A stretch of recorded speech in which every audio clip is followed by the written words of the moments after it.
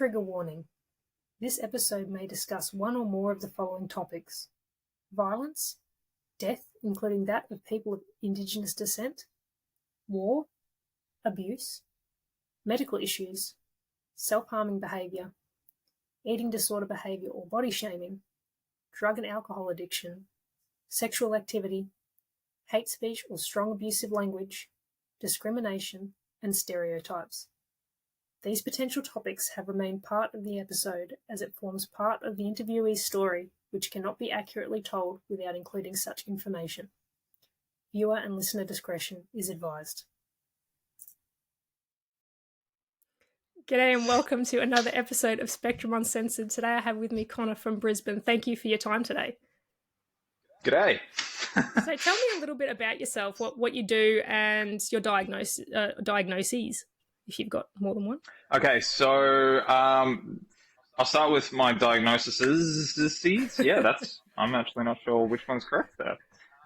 So I was sort of half diagnosed with Asperger's syndrome back when I was 14. Asperger's isn't recognized anymore. It just falls under the autistic spectrum. But I had multiple doctors that couldn't diagnose me officially because I didn't fit the bill. They just gave me a sort of half, yeah, we think it's there, but it's not. It definitely is, and it definitely was because I was masking heavily. Aside from that, it was probably due to the fact that I was inattentive ADHD, and this was masking all the other autistic traits, but I didn't find out about that until I was in my late 20s. Yeah, well, but it's interesting because when my son was diagnosed, he's a level 3 autistic now, but when he was originally diagnosed, the pediatrician said, "Oh, borderline," and I was like, I wish I could take him back to him now and be like, "Is this borderline?" It's really funny because a kid that I co-parent is diagnosed autistic level 2. Yeah, I'm 100% like him. My mother will see him and go, "You used to do all these things as a child." To which I go, "I still do those things as an adult." To be honest, I've actually noticed that if it wasn't for where the camera is, I can't keep eye contact with you on a video. I think that's hilarious. But yeah, it's very interesting how many times I got missed for diagnoses. But here we are. I almost say that I am autistic, but I have ADHD. Yeah, well, I mean, because I am autistic. That is who I am. But my ADHD is like that little gremlin that likes to pull apart wires in my head every so often. Yeah, well, that comorbid relationship is, it's quite a tricky thing to navigate. And I was diagnosed level 2 autistic because I have ADHD. The psychologist said to me, because you have ADHD, you're a level 2. If you didn't have ADHD, you'd be a level 1. But I guess it's that push-pull effect of the two different. Yeah, right. Yeah, it was interesting how she kind of explained it to me. I was like, okay, that kind of makes sense because you've got like impulsivity from ADHD and then you've got routine from ASD. So it almost like you like literally just can't function sometimes because everything's happening at once. I have people that will say that like, "Oh, you don't seem that ADHD," when they see that my room is neatly kept, and it is always neatly kept like this. Just don't look in the cupboard. Like, you open that thing up, it will fall. We all have drawers like that. Same as all the drawers. Yep, I got my pile system working so inefficiently for me in every single nook and cranny that's out of sight and out of mind. Yeah, it's quite hilarious in a way. I'm right there with you. I got a room that's like that. You just like throw something in there and just close the door. Yep. It's my diagnosis for ADHD was probably the one thing that I needed the most growing up. Whereas, how do I put it? So I was always depressed, heavily depressed, my entire life, and it wasn't until I was diagnosed with ADHD did everything else make sense. And that's what has kind of pushed me into this area, this profession. Um, I've been mentoring kids and youth for around about 10 years. Um, it's always been something that I've fallen into. I used to work in motorsport for a long time, and we used to have kids that troubled youth and stuff like that. That would come up to the places that I worked, come up to the track, would take them around, would you know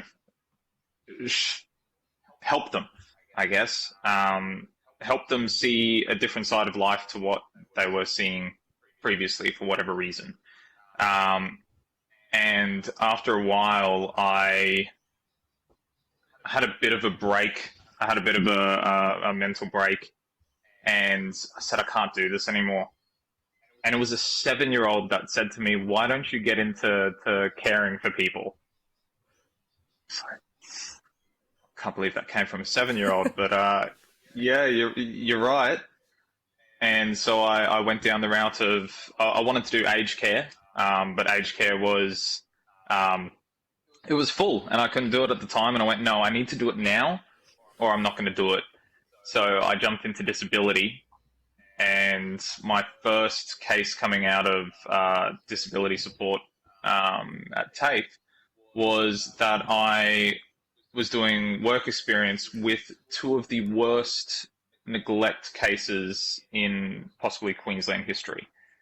And they were two young autistic men, um, and I had no problem with them.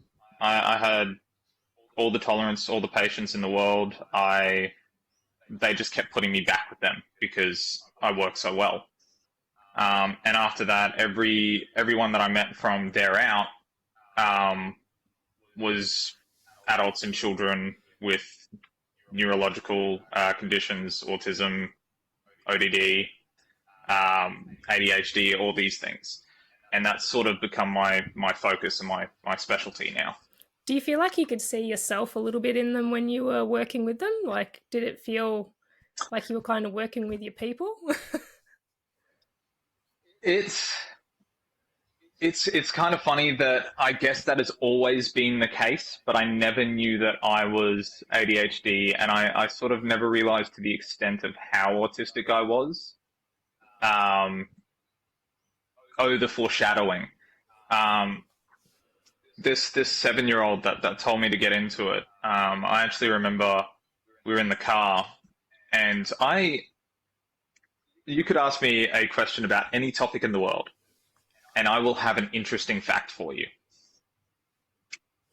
It's uncanny to many people. And this kid said to me, like, because he just believed that this must mean that I am super intelligent, and he said to me, "Connor, what's it like in your head?" And I started to cry and just went, "It's loud. It's always loud." And he said, "Same." And as he started to talk more, I started to realize just how much we aligned in the way that we thought and the way that we did things. And from there, I decided to start pushing into seeing if, to get a diagnosis for ADHD. I ended up with a psychiatrist. It's surprising now that I think of it and went, wow, that was 3 months wait. That's a long time, which now I'm calling up places for clients and they go, yeah, that's 13 months. That's good. 2 years, But this was it was all on a Zoom call, and the psychiatrist didn't really want to help me because I seemed so jittery, so just completely out of it. I remember that he wanted me to do a ton of drug tests, because I'll be honest, I did not look very good back then at all. And he said to me, what are you hoping to get out of these things? Are you hoping to get medication and all that? And I said, look, I just want answers. I I honestly just want a label. I want to know why I do the things that I do. And I'm not saying that the drug is going to be some miracle drug that is going to fix everything. I just want to know that I have tried everything before I check out.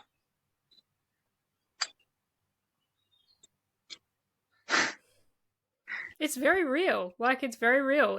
People just, unless you've been there, people just don't realize. Like, everyone's journey is different, but everyone's journey is kind of the same, if you know what I mean. It's rough. And I get what you're saying about wishing that you're like, having that ADHD diagnosis early on could have really helped, because I feel the same way for me. I feel like I would have been able to cope a lot better had I known how to kind of navigate life with that brain. Like, it's, like I only thrived at school with subjects that I was actually interested in, so I could hyper focus on. And looking back, it's like, that makes sense. But then every subject I didn't like, I just didn't study, couldn't be bothered, and I'd just fail. And it was like, oh, if you focus more and you'd be able to, you're smart, why can't you? And it's just like, I'm just not interested. Did you ever have the fun of looking back through your report cards and going, really? How did nobody see this? So many red flags. It was amazing that it was perfect timing, because this kid was waiting for me to get off this call. I was doing it in my car, and he's come out onto the driveway, opened up the door, and just popped his head in the middle of the interview, and he's gone, like, oh, we playing Minecraft soon? And the doctor's sort of paused and gone, who's this? And I explained and said, this is the child, and the reasons why I'm going through all these appointments. And he goes, all right, I'll write a prescription for Ritalin. You have to cut it into 2 5-milligram pieces, and take that as directed. He said a bunch of other stuff after that, but I'll be honest, I zoned out. Guilty. Yeah.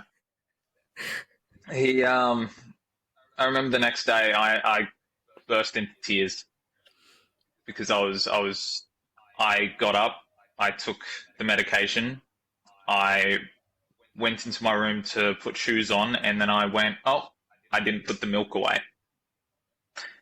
And I put the milk away and went, that's different. I would never have remembered that.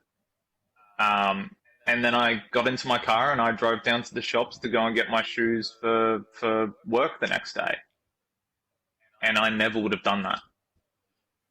Never would have done that. And I remember on the way to the shops, I just started crying because I realized that my head was quiet for the first time. And that night I slept. It was a miracle drug for me. But that's the thing, is medication has such a stigma about it. But if you were, suffering from kidney failure, it's not, and you're taking medication for that, no one frowns upon that. But then when you need medication to literally stabilize your brain, which is, functioning everything in your body and making sure that you can go through your day effectively and efficiently, all of a sudden there's a stigma attached. I just don't understand that. So I'm actually writing a book. I've written one book already. I'm writing a second book that delves into why ADHD is being more diagnosed, and it's not that it's being misdiagnosed or overdiagnosed, as all the experts on Channel 7 have been saying. That drove me insane. And it mirrors very much the same as the pain medication epidemic, I guess you could say, when pain medication became readily available and everyone started taking it. And it was very frowned upon that you don't care, just deal with it, just, give a damn pills. That's what they call them. They alter your perception of reality. You just have to face the facts and face the hard. And nowadays it's quite normal. I just took a Panadol before this.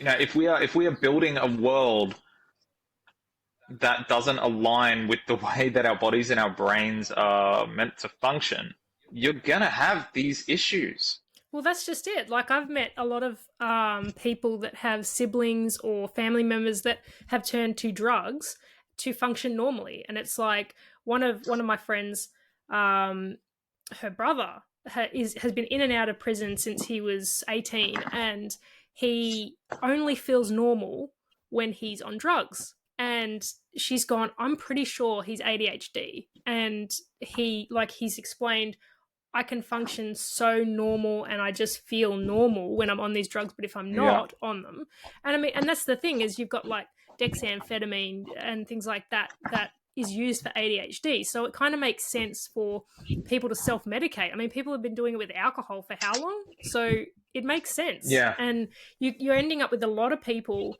in prison and things like that wouldn't necessarily be there if they had been diagnosed correctly and medicated correctly. Yes. It's the undiagnosed ADHD starter pack. Do you have addiction to nicotine? Do you have an addiction to caffeine? Do you have an addiction to sugar? Weed is another one, even though it doesn't really focus much on dopamine. Focuses on serotonin and all these other ones. But you also have stimulants, which is caffeine, nicotine, sugar, amphetamines, anything in the amphetamine family, speed, all that sort of stuff. Anything that increases dopamine within the brain, we've been self-medicating that way for so long and we just never noticed. Yeah, it's normalized. It actually bothers me when people call it meth for kids, and they always reference Ritalin, which is hilarious to me because it's the only stimulant medication that isn't an amphetamine. But what people don't realize is things like your cold and flu tablets. If you get the ones that are over the counter, which has pseudoephedrine hydrochloride in it, it's an amphetamine. It's actually very similar to the same amphetamine that was used back in 1937 when they discovered, stimulants calm these children with behavioral issues down, which is a very, very telling fact that ADHD is real. It's not made up. If it was made up, the stimulant medication would have no difference of effect on these people. It just wouldn't. And that's it. Like, but yeah, for many, ADHD is always been around, just like autism has always been around. It's just that these people weren't diagnosed, or they were diagnosed with something else, or they were like, for autistic people, they were just chucked in a loony bin and locked away. So you never saw them. It's not that they weren't there. The a really good parallel that I like to connect is, and we'll never be able to tell because A, we didn't have that stuff back then, and B, we can't bring them back from the dead. But Leonardo da Vinci. Oh yeah. If you look at all the things he did, he didn't finish very much. He jumped from task to task to task to task. He was known to be sporadic. He fit the diagnostic criteria perfectly. If you were to bring him into this day and age, you'd say that he's unfocused. He needs to, stop these dreams of entrepreneurship and all these different things. Just stick to one thing. Just do it.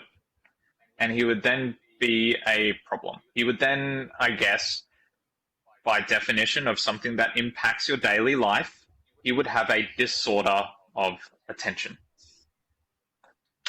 And that's kind of what we face now. And that's it. In this day and age, everything's so fast paced and everyone wants everyone to be so sure of everything that they're doing, and that kind of just doesn't quite gel with ADHD. Like, we're sure when we're hyper focused in that moment, but I find like I haven't been able to work in a traditional sense for quite a while since having my son, so I started doing a lot of self-employment and businesses and things, and I found that my passion for those things usually dies out around the 18-month mark. And then all of a sudden I get that kind of 2-year itch kind of thing. It's like, okay, I need to move on from this and find something else. And it is exhausting because you're like, why can't I just stick to one thing and just like do you ever wonder, you're like, you know, is there a point to me going down this route if I'm just going to move on? Definitely. Because I tell myself all the time,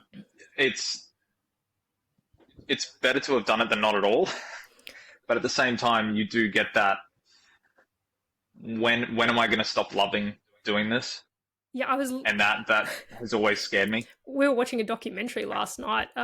It was about the figure skaters, the lady that passed away when she was dropped on her head. It was an Australian-Russian couple, Katya and Harley, I think it was. But we were talking about that. I was like, I could never, like, they know what they want to do and they'll train for like 10, 15 years to get to the Olympics. I'm like, I couldn't do that. Like, I wouldn't last more than, 2 years doing that. And then I'd be like, oh, I haven't made it any further. I'm not doing this anymore. It just feels like we kind of want some assurance as well that like something's going to come of it to make it worth our time. But also, like we want to know what the future holds. But obviously that's not possible, but it just, I don't know, it's hard to explain, but I just find that people are like, oh, you started this, that's not going to last long because it never lasts long with you. But I try to kind of spin it so that... I had friends that used to describe it as 9 months. Don't worry, in 9 months you'll move off. Yeah, sometimes it's like 6 months. But I find like 18 months for me is kind of where it happens. Like I had a dog wash at 18 months. I went, okay, I'm done with this. I'm going to sell it. Like I sold it for a profit. It was great. But then I had to move on to the next thing. And it was like, I think my next business actually went for more than 2 years, but I was always doing something different within it. So it kind of kept it fresh. And I think that's why I like doing this. Even though this isn't a business, it's something that like I'm talking to somebody different all the time. But the premise is the same. Do you know what I mean? Like it's got the routine, but then it's got the impulsivity thrown in there. So it's just a little bit of difference each time. Yeah. It's because I did worry, way back when this child said, "Oh, get into that," and I'm like, I don't know that I'll stick to it. I'm no longer scared of that because, as my mother has reminded me on occasions, I would bring home people randomly. I brought a homeless girl home one day that I met at a train station back when I was like 16. You didn't bring random animals home that you found on the street. You brought people. Yes, I love that. I remember that I walked into my house and said to this person, I'm like, oh, you can just hang out here. And I walk into the kitchen and go, hey, Mum, such and such is staying. I don't know how long. And she's cutting up carrots. And I remember, and she paused and just went, I'll get some more out of the fridge.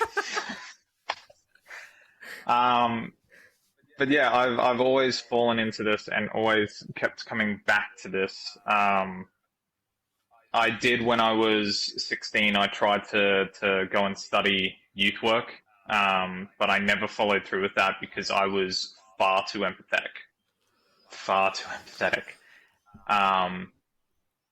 And it's taken a long, long time for me to accept the fact that that's just how I am, because everybody told me in every TAFE course and every area of these professions, they go, you can't get attached. You can't get attached. This is a job. You need to be emotionless. So I can't do that. I'm the same. I can't do it either. It's almost like I can't. We're so compassionate, especially for our own kind. Like I don't know. Like I've got that sense of justice, that strong sense of justice. And so if I see somebody being wronged, I want to right it for them or help them right it.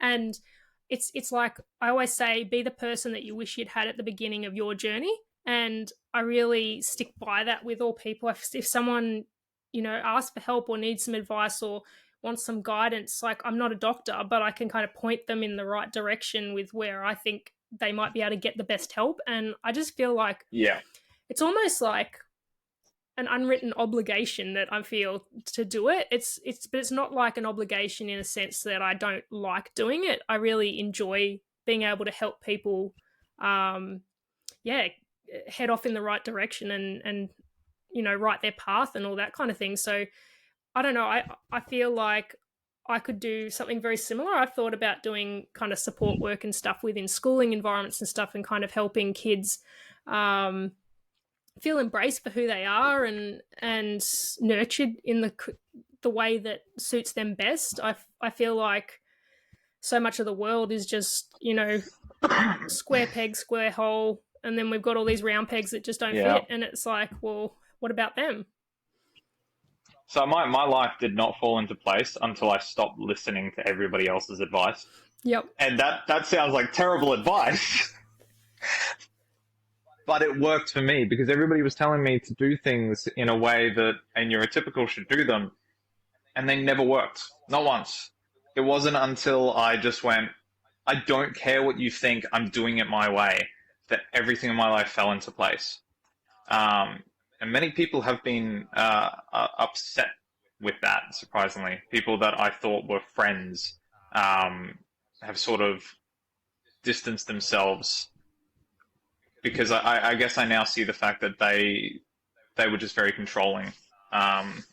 And they never ended up being understanding of the fact that I do think differently. I think very differently. But my life works now, and I want to make sure that other people get to experience the fact that their lives could be so much better, so much easier if they got the right advice, if they got the right information and could make their own decisions based on that. I mean, everyone, rather than trying to fit into the same square. Yeah, everyone loves a people pleaser, right? But self-advocacy is so important. And when you finally have that moment where you realize I can stand up for myself and I don't have to do what everybody else says, it's, I love to be able to give people advice, but not in a sense like of telling them what to do, just kind of giving them the options and laying it out for them, and then they get to choose. There's a big difference, a very big difference. It's actually so getting into. I love that we're at how many minutes now, and I'm now touching on. It's all good. What I've ended up doing for work is I was doing disability support, and I was doing support work for adults and youth and all that sort of stuff. But I've moved into more parent coaching or education on ADHD, as well as I'm trying to get it into schools, education for teachers and stuff like that on how to handle these situations, because it's so much more about giving the education and giving the information, because every scenario is so different. Yep. There's a few support pages that I am on that I will see a very brief explanation of a situation and my head explodes with it could be so many possibilities. Yep. That you can't just give a blanket, this will work. It's like, it has never been like that. And it's very, very hard for parents to navigate which one is the right one. Yeah. Or how long you should stick at something to find out if it's going to be the right one. I think like my son's been in different schooling environments, and I find that with mainstream schools, as an example, heavily neurotypical students for the most part.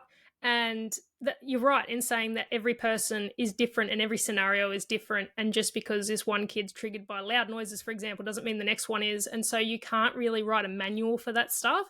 And that's why things like building rapport and relationships with people is so important, and not chopping and changing people. I found that at one of my son's schools, they chopped and they changed the aides every hour.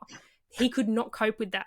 Now where he is, he has the same aids all day and he's fine. He loves it.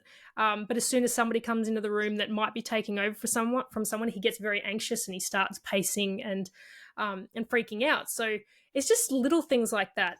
There's a great emphasis on kids needing to learn that things change and routine changes, but our kids and our adults, it just doesn't work that way. There needs to be, like, yes, people get sick and certain things happen outside of our control, but I feel like making sure that these things are in place and that they don't happen when they are within your control is not spoiling someone. It's giving them what they need to be able to thrive. So I had a situation just recently where I had to go and speak to a teacher about a scenario that happened with a child. And the teacher said to me, because I was explaining, going like, this child will avoid demands. You can't just give them demands and try and reinforce it until they explode. That's not going to work. It will not work. We are, doing what we can. Can you please play along and help us? And she said, well, the child just has to learn that this is the way that the world works. And I went, that's great and all. They're not going to get it in your 30-minute class. Yep. Okay, so just move it on. If they don't want to engage, just let it go. Yep. Just let it go. It's 30 minutes and it's going to affect the next couple of weeks. Don't do it.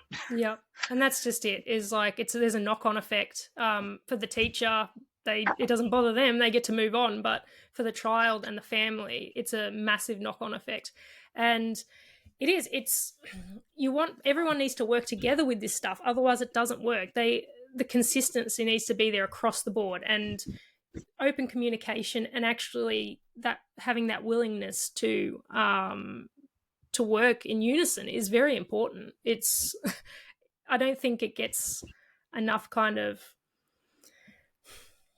recognition. It really is something that, it needs to just be across the board,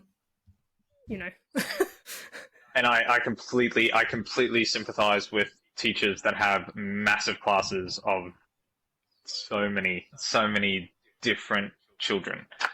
But it's like, when I was talking about my book before, and you can't just give a blanket yes, no, this is how it works. I find that so many parents are looking for those magic words. Oh yeah. And I'm sorry to say that is not very common. Those magic words to fix everything and make everything better. It doesn't exist. There's no perfect pill either. It doesn't, No. It doesn't. No. It doesn't work like that. That's my explanation of ADHD medication. It's you trade symptoms. 100%. You hopefully trade some less than desirable symptoms for some more manageable ones. And it's like, it is perfectly understandable that medication is not for you if those rebound effects in those afternoons completely negate everything beforehand. Yep. For some people, it just is, and medication isn't the thing, and that's unfortunate. I myself have to juggle with medication for that reason, because I have such long days. I can't have a period where my brain is just not working for me at all. Yep. And it's hard to navigate. Like, as an adult, you can vocalize and you can kind of reason and talk through things. But as a child, even like my son's nonverbal, so we have a lot of trouble because you can't sit him down and try and get him to run through how he's feeling.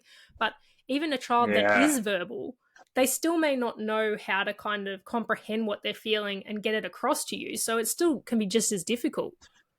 And actually, because I see so many people that will post, or so many people that have come to me that have never known about medication rebound. Which you saw my question the other day, where you told, and everyone goes, the pharmacist, which is great if the pharmacist has time. Yep. It annoys me that the doctor has time. They're seeing just you, and they never bring it up. I wish I could find out why. But yeah. They get upset with their kids going like, well, how can we get through this? How can we convince them? How can we dial it down? You can't. There are some instances that is just the other day I was in rebound. I put some food into the microwave. That thing passively aggressively beeped at me for 11 minutes. I couldn't get up. I knew I had to get up. Yep. I was hungry. I was very, very pissed off that I couldn't get up. I still couldn't get up. Yep. I'm in my 30s. I'm an adult. I completely understand this condition. I still couldn't beat it. A child is not going to beat it with a couple of magic words either. How do you beat your own brain? You can't. It controls everything about you. And people just don't really understand the extent. And thus, I am autistic. I have ADHD. 100%. It's the gremlin that's pulling at everything. Yep, definitely. And it's like, without, self-promotion, because I do give away this quite often. Go for it. I wrote a book based on all the things and all the experiences and stories relating to different symptoms with ADHD that people don't even realize is attributed to it. And I wrote it all out because I found myself explaining it to parents every single day. And after a while, so many of them were just going like, can you just write a book on this?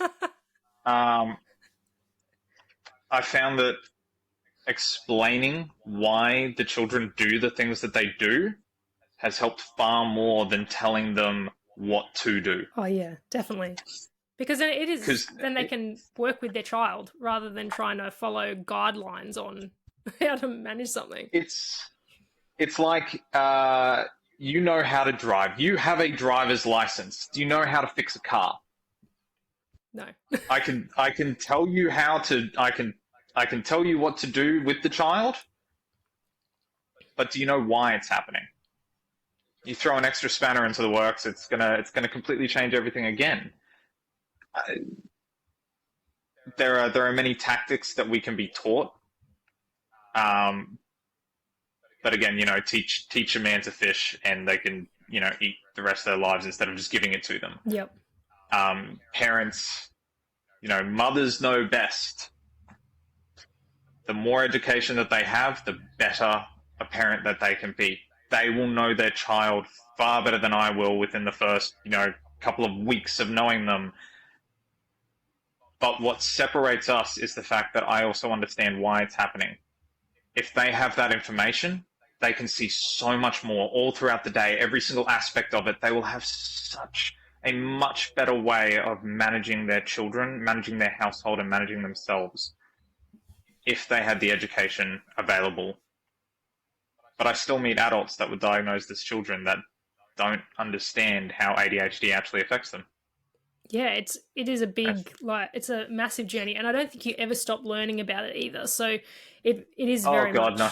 Like as you age, things change too. So, and that's the hard part with kids is they are forever changing for years and years and years, quite rapidly, and you're trying to keep up with that on top of everything else.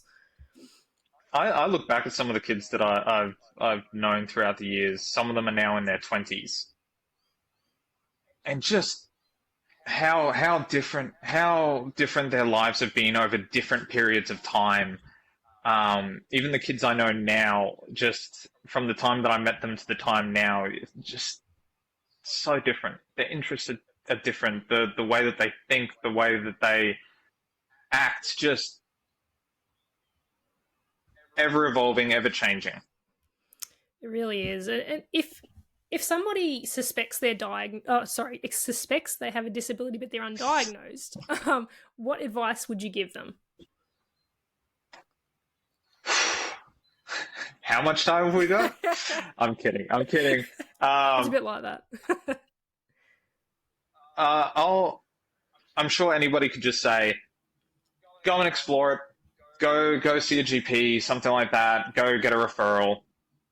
But instead, what I will say is the fact that sometimes you will meet resistance from other family members. And this is very, very common of people that will go, that's normal.